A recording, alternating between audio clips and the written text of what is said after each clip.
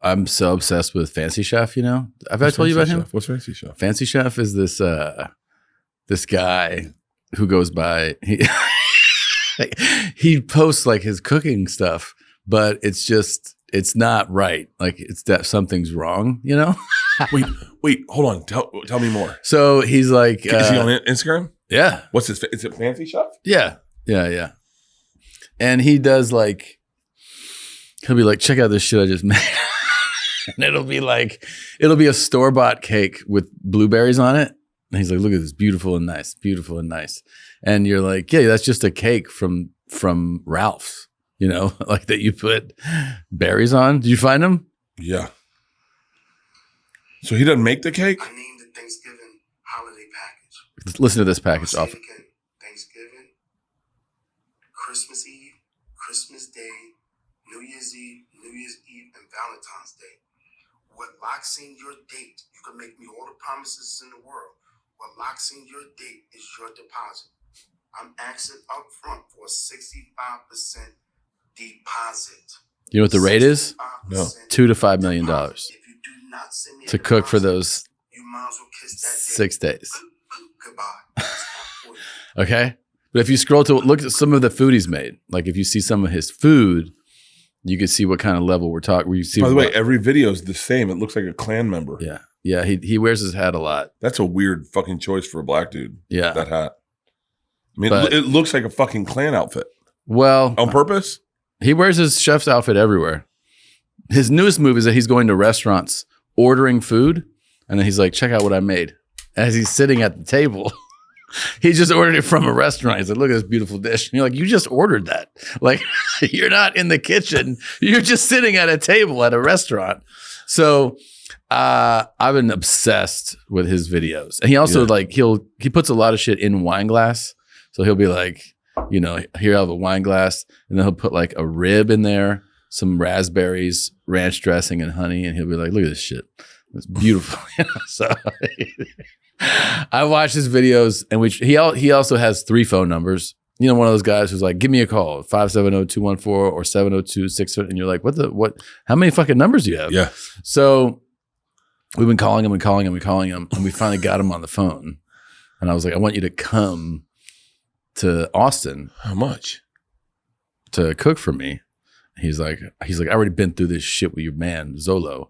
And I was like, yeah. Are you serious? Yeah, because Zola, I go, so you're locked in? He goes, I told him like, he said, I only fly first class. I go, done. 5-star hotel, done. Mm-hmm. Ground transportation, done. And then he's like, I don't fuck with paper plates. I was like, okay. So he was like, go buy fancy cutlery and then, you know, full kitchen. He needs every fucking possible piece of cooking equipment you could have. And I go, great, we'll shop for all of it. And then I was like, are we set? And he was like, yeah. And I go, what will you make? And he goes, I've been a chef for 40 years, man. I'll cook anything you want. And I was like, great. I love sea bass. And he goes, yeah, I don't really fuck with seafood.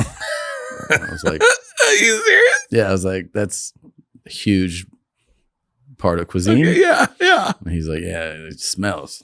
I was like, all right.